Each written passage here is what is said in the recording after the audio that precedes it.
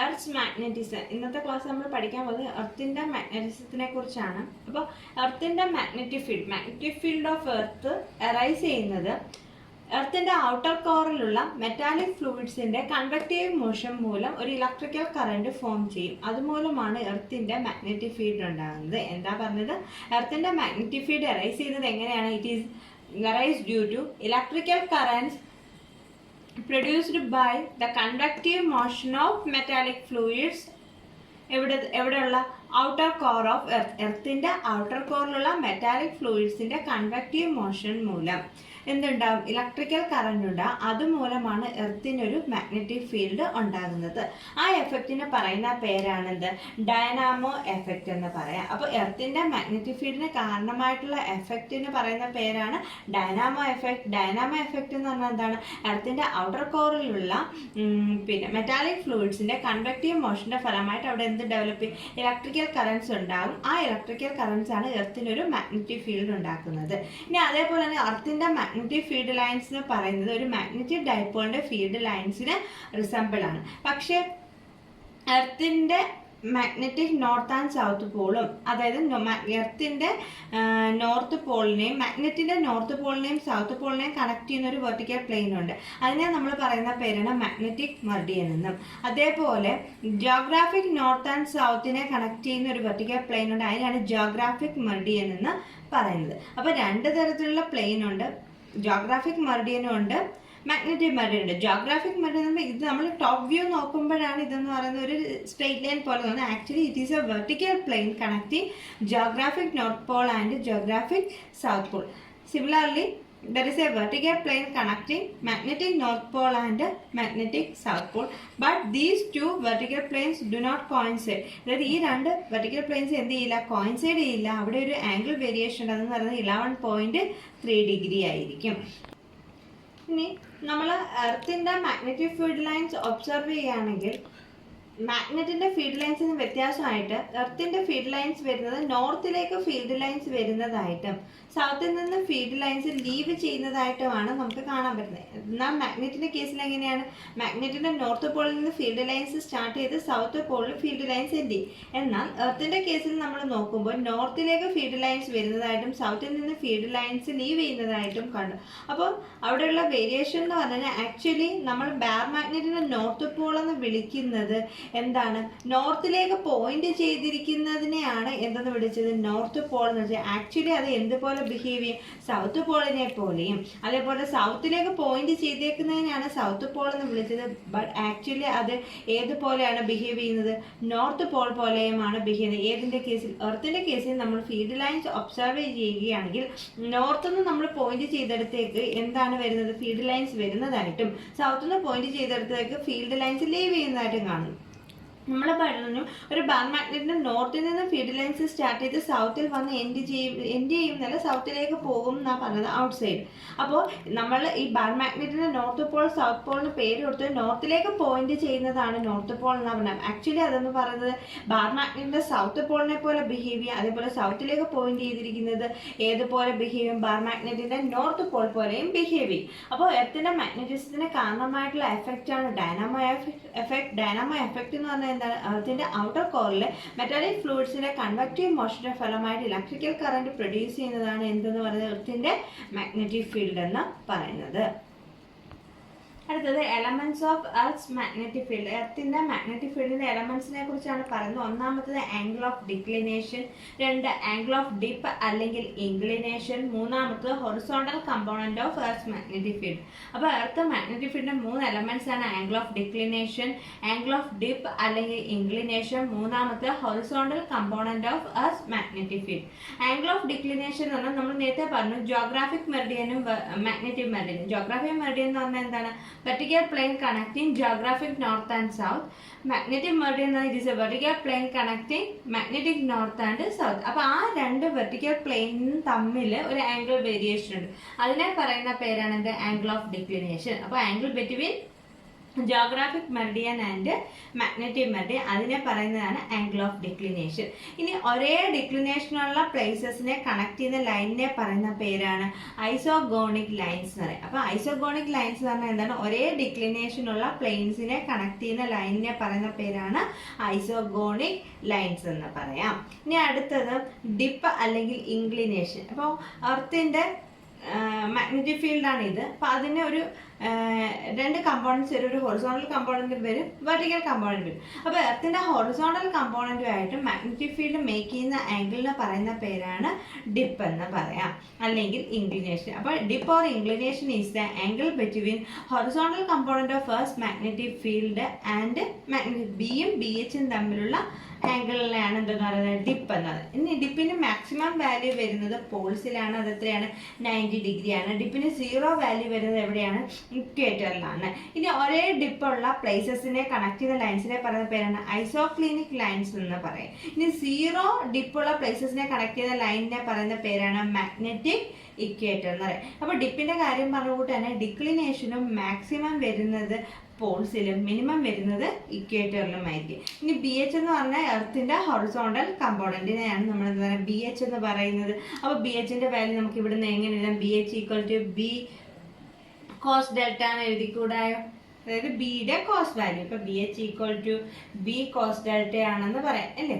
അതായത് അതിന്റെ horizontal component. അപ്പൊ ആംഗിൾ ഓഫ് ഡിക്ലിനേഷൻ എന്ന് പറഞ്ഞാൽ angle between geographic meridian and magnetic meridian. It is maximum at magnetic poles and minimum at the equator.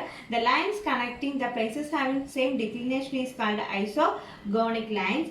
Next is dip അല്ലെങ്കിൽ inclination. Inclination means the angle between magnetic field and its horizontal component. Inclination is maximum at poles and its value is 90 degree, and it is minimum at equator and its value is 0. The lines connecting the places having 0 dip is called the magnetic equator, and the lines connecting the places having same dip is called isoclinic lines. Third component is horizontal component of Earth's magnetic field, and its value is B cos delta.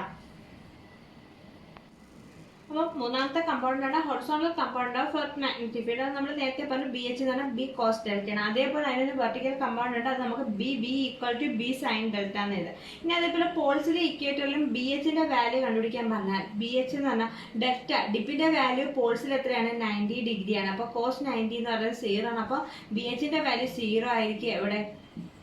പോൾസിൽ. എന്നാൽ ഇക്വേറ്ററിൽ ഡിപ്പിന്റെ value 0 ആണ്. അപ്പോൾ B എച്ചിന്റെ value എന്ത് വരും? B വരും, maximum value വരും. B H equal to B ആണ് എവിടെ? ഇക്വേറ്ററിൽ വരുന്നത്. ഇനി ഇതിൽ നിന്ന് തന്നെ നമുക്ക് ടാൻ ഡെൽറ്റ എത്ര കിട്ടും? ടാൻ ഡെൽറ്റ എന്ന് പറഞ്ഞാൽ എത്രയാണ് വരുന്നത്? സൈൻ ബൈ കോസ് അല്ലേ നമുക്ക് ടാൻ കിട്ടുന്നത്. അപ്പോൾ അതിന്റെ vertical component by horizontal component അല്ലേ? അപ്പോൾ B sine delta divided by B cos delta, അല്ലെങ്കിൽ ബി സൈൻ ഡെൽറ്റ എന്ന് പറഞ്ഞാൽ എന്താണ്? അതിന്റെ vertical component divided by horizontal component. അല്ലെങ്കിൽ ഡെൽറ്റ ഈക്വൽ ടു നമുക്ക് എന്തെന്ന് എഴുതാം? Tan inverse vertical component by horizontal component എന്ന് എഴുതാം അല്ലേ? ഡിപ്പിന്റെ വാല്യൂ നമുക്ക് അതിന്റെ വെർട്ടിക്കൽ കമ്പോണന്റ് ഹൊറിസോണ്ടൽ കമ്പോണന്റ് തന്നു കഴിഞ്ഞാൽ ഡിപ്പ് എങ്ങനെ കണ്ടുപിടിക്കാൻ പറ്റും? Tan inverse B V by B H, അതായത് vertical component by horizontal component ratio കണ്ടുപിടിച്ചിട്ട് അതിന്റെ ടാൻ ഇൻവേഴ്സ് എടുത്താൽ നമുക്ക് ഡിപ്പിന്റെ വാല്യൂ കിട്ടും. ഇനി ഈ ബി വെക്ടറിന്റെ മാഗ്നിറ്റ്യൂഡ് നമുക്ക് വെക്ടറിൽ നമ്മൾ പഠിച്ചതാണ്. എങ്ങനെയാണ് കണ്ടുപിടിക്കുന്നത്? B equal to root of B B square plus B H square ചെയ്താൽ മതി. ബി വെക്ടറിന്റെ മാഗ്നിറ്റ്യൂഡ് കണ്ടുപിടിക്കാൻ നമുക്ക് എന്താ ചെയ്താൽ മതി? Root of B B square plus B H square ചെയ്താൽ മതി. ഇനി ഇതിൽ തന്നെ വെർട്ടിക്കൽ കമ്പോണന്റെയും ഹൊറിസോണ്ടൽ കമ്പോണന്റെയും വാല്യൂ സെയിം ആവുകയാണ്. B B equal to B H ആണെങ്കിൽ ഡെൽറ്റ ഈക്വൽ ടു എത്ര വരും? ടാൻ ഇൻവേഴ്സ് 1 വരും. അപ്പോൾ ഡിപ്പ് എത്രയായിരിക്കും? 45 ഡിഗ്രി ആയിരിക്കും ഡിപ്പ് വരുന്നത്. ടാനിന് 1 വാല്യൂ വരുന്നത് എപ്പോഴാണ്? ആംഗിൾ 45 ഡിഗ്രി വരുമ്പോൾ. അപ്പോൾ എർത്തിന്റെ horizontal component value B cos ഡെൽറ്റയും vertical component value B sine ഡെൽറ്റയുമാണ്. ഇനി ഡിപ്പിൽ അതിന്റെ വാല്യൂ ഡെൽറ്റ ഈക്വൽ ടു 90 ഡിഗ്രിയാണ്. അപ്പോൾ ബി എച്ചിന്റെ വാല്യൂ 0 വരും. പോൾസിലാണെങ്കിലും ഡെൽറ്റ എന്ന് പറയുന്നത് 0 ആണ്. പോൾസിലല്ല, ഇക്വേറ്ററിൽ ഡെൽറ്റ 0 ആണ്. അപ്പോൾ B H equal to B വരും. ഇനി ടാൻ ഡെൽറ്റ ബി വിയുടെയും ബി എച്ചിന്റെ പേരിൽ എഴുതുമ്പോൾ tan delta equal to B sine delta by B cos delta, അല്ലെങ്കിൽ equal to B V by B H, or delta equal to tan inverse B V by B H. ഇനി ബിയുടെ magnitude കണ്ടുപിടിക്കുന്ന നമ്മൾ എന്ത് ചെയ്യുന്നത് root of vertical compound square plus horizontal compound square. ഇനി B V equal to B H ആണെങ്കിൽ delta equal to എത്ര വരും ടാൻ ഇൻവേഴ്സ് 1 വരും or delta equal to 45 degree വരും. ഇനി അതേപോലെ ഹൊറിസോണ്ടൽ കമ്പൗണ്ടിന്റെ വാല്യൂ സെയിം ആയിട്ടുള്ള പ്ലേസസിനെ കണക്ട് ചെയ്യുന്ന ലൈനിനെ പറയുന്ന പേരാണ് ഐസോഡൈനാമിക് ലൈൻസ് എന്ന് പറയാം. അപ്പം 3 എലമെന്റ്സ് ഉണ്ട്, declination, dip, horizontal component of magnetic field. അടുത്തത് മാഗ്നറ്റൈസേഷൻ. മാഗ്നറ്റൈസേഷനെ എം എന്ന് പറയുന്ന ലെറ്റർ കൊണ്ടാണ് നമ്മൾ ഡിനോട്ട് ചെയ്തത്. മാഗ്നറ്റൈസേഷൻ എന്ന് പറഞ്ഞാൽ the process of bringing up magnetism in A material. അതായത് ഒരു മെറ്റീരിയലിൽ മാഗ്നറ്റിസം കൊണ്ടുവരുന്ന ആ പ്രോസസ്സിന് പറയുന്ന പേരാണ് മാഗ്നറ്റൈസേഷൻ. അത് കണ്ടുപിടിക്കുന്നതെന്ന് പറഞ്ഞാൽ net magnetic moment per unit volume. അപ്പോൾ മാഗ്നറ്റൈസേഷൻ എന്ന് പറഞ്ഞാൽ it is A process of bringing up magnetism in A material. ഒരു മെറ്റീരിയൽ മാഗ്നറ്റിസം കൊണ്ടുവരുന്ന പ്രോസസ്സാണ് മാഗ്നറ്റൈസേഷൻ. മാഗ്നറ്റൈസേഷൻ എം എന്ന് പറഞ്ഞാൽ magnetic moment per unit volume ആണ്. അതിന്റെ യൂണിറ്റ് എങ്ങനെയാണ് ആംപിയർ പെർ മീറ്റർ ആണ്. ഇനി അടുത്തത് മാഗ്നറ്റിക് ഇന്റൻസിറ്റി എച്ച്. അതായത് മാഗ്നറ്റിക് ഇന്റൻസിറ്റി എന്ന് പറഞ്ഞു കഴിഞ്ഞാൽ ഇപ്പോൾ മാഗ്നറ്റൈസിങ് ഫീൽഡ് എന്ന് പറഞ്ഞാൽ എന്താണ്, ഒരു മെറ്റീരിയലിൽ മാഗ്നറ്റിസം ഇൻഡ്യൂസ് ചെയ്യുന്ന ഫീൽഡിന് പറയുന്ന പേരാണ് മാഗ്നറ്റിക് ഫീൽഡ്. ആ ഫീൽഡിന്റെ സ്ട്രെങ്തിന് പറയുന്ന പേരാണ് എന്ത് മാഗ്നറ്റിക് ഇന്റൻസിറ്റി. അപ്പോൾ the field which induces magnetism in A material is called magnetizing field and the strength of that field is called magnetic intensity H. ഇനി പെർമിയബിലിറ്റി എന്ന് പറഞ്ഞു കഴിഞ്ഞാൽ മാഗ്നറ്റിക് ഇൻഡക്ഷനും മാഗ്നറ്റിക് ഇന്റൻസിറ്റിയും തമ്മിലുള്ള റേഷ്യോ B/H റേഷ്യോയാണ് നമ്മൾ എന്ത് പറയുന്നത് പെർമിയബിലിറ്റി എന്ന് പറയുന്നത്. For a medium mu equal to B/H and for free space μ0 equal to B0/H ആയിരിക്കും. അപ്പോൾ പെർമിയബിലിറ്റി എന്ന് പറഞ്ഞാൽ B/H ratio, magnetic induction to magnetic intensity ratio. അപ്പോൾ μ0 തമ്മിലുള്ള റേഷ്യോ പറയുന്ന പേരാണ് relative permeability μr equal to μ/μ0. ഇനി ഒരു മെറ്റീരിയൽ ഉണ്ടാകുന്ന മാഗ്നറ്റൈസേഷൻ എന്ന് പറയുന്നത് മാഗ്നറ്റിക് ഇന്റൻസിറ്റിക്ക് ഡയറക്ട്ലി പ്രൊപ്പോർഷണൽ ആയിരിക്കും. അപ്പോൾ അതായത് strength of magnetization is directly proportional to magnetic intensity. Proportionality മാറ്റാൻ വേണ്ടി നമ്മളൊരു കോൺസ്റ്റന്റ് ഇൻട്രൊഡ്യൂസ് ചെയ്യും. അതിനെയാണ് കൈ എന്ന് പറയും മാഗ്നറ്റിക് സസെപ്റ്റിബിലിറ്റി എന്ന് പറയാം. അപ്പോൾ മാഗ്നറ്റിക് സസെപ്റ്റിബിലിറ്റി കൈ ഈക്വൽ ടു എത്രയാണ് M/H ആണ്. അപ്പോൾ മാഗ്നറ്റൈസേഷൻ എന്ന് പറഞ്ഞാൽ it is A process of bringing up magnetism in A material ആണ്. അതായത് ഒരു മെറ്റീരിയൽ മാഗ്നറ്റിസം കൊണ്ടുവരുന്ന പ്രോസസ്സിന് പറയുന്ന പേരാണ് മാഗ്നറ്റൈസേഷൻ. അതിൻ്റെ യൂണിറ്റ് എന്ന് പറഞ്ഞാൽ ആംപിയർ പെർ മീറ്റർ ആണ്. Magnetic moment per unit volume ആണ്. ഇനി മാഗ്നറ്റിക് ഇന്റൻസിറ്റി എന്ന് പറഞ്ഞാൽ എന്താണ്, മാഗ്നറ്റൈസ് ചെയ്യുന്ന ഫീൽഡിന്റെ സ്ട്രെങ്തിന് പറയുന്ന പേരാണ് magnetic intensity H. Magnetic induction to magnetic intensity ratio ആണ് permeability. Relative permeability of a medium to permeability of a free space. Then magnetization is directly proportional to intensity of magnetic field. Proportionality മാറ്റാൻ വേണ്ടി introduce ചെയ്യുന്ന constant ആണ് കൈ. കൈയെ പറയുന്ന പേരാണ് എന്ത് magnetic susceptibility എന്ന് പറയാം. കൈ എങ്ങനെ കണ്ടുപിടിക്കാം M/H. അടുത്ത relation connecting relative permeability and magnetic susceptibility എന്നുള്ള റിലേഷനാണ് പറയാൻ പോകുന്നത്. അതായത് ഇപ്പം നമ്മളൊരു മാഗ്നറ്റിക് മെറ്റീരിയൽ കോറിനെ ഒരു സോളിനോയിഡിനകത്ത് പ്ലേസ് ചെയ്യുന്നു. അപ്പോൾ അതിന് ഇനിഷ്യലി ഉള്ള മാഗ്നറ്റൈസേഷൻ 0 ആണ്. എന്താണ്, if you place A magnetic material core inside the solenoid which has an initial magnetisation 0. അപ്പോൾ inside the solenoid magnetic flux density നമുക്ക് എങ്ങനെ എഴുതാം, B equal to μNI എന്ന് എഴുതാം ഫോർ എ ജനറൽ മീഡിയം. അപ്പോൾ ഈ NIക്ക് പകരമാണ് നമ്മളിവിടെ H എന്ന് സബ്സ്റ്റിറ്റ്യൂട്ട് ചെയ്യുന്നത്. B equal to μNI അല്ലെങ്കിൽ B equal to μH എന്ന് എഴുതാം. അതിന് ഇക്വേഷൻ 1 എന്ന് കൊടുക്കുക. അതായത് എന്താണ്, ഒരു മാഗ്നറ്റിക് മെറ്റീരിയൽ കോറിനെ നമ്മളൊരു സോളിനോയിഡിനകത്ത് വെക്കുമ്പോൾ ഇനിഷ്യൽ മാഗ്നറ്റൈസേഷൻ 0 ആണെങ്കിൽ B equal to μNI അല്ലെങ്കിൽ μH എന്ന് നമുക്ക് എഴുതാൻ പറ്റും. ഇവിടെ H equal to NI ആണ്.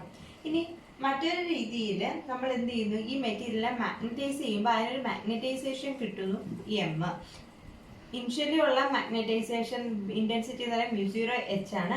മാഗ്നറ്റൈസ് ചെയ്ത് കഴിയുമ്പോൾ ആ എച്ചിന്റെ സ്ട്രെങ്ത്, എച്ചിന്റെ കൂടെ ഏതും കൂടെ വരും, മാഗ്നറ്റൈസേഷന്റെ ടേമും കൂടെ വരും. അപ്പോൾ മറ്റൊരു രീതിയിൽ നമ്മൾ ഇതിനെ മാഗ്നറ്റൈസ് ചെയ്യുന്നു. അപ്പോൾ അതിന് M എന്ന് പറയുന്ന മാഗ്നറ്റൈസേഷൻ കിട്ടിക്കഴിഞ്ഞാൽ ഇക്വേഷൻ എങ്ങനെ മാറും, μ0 × H+M വരും. അതാണ് ഇക്വേഷൻ 2.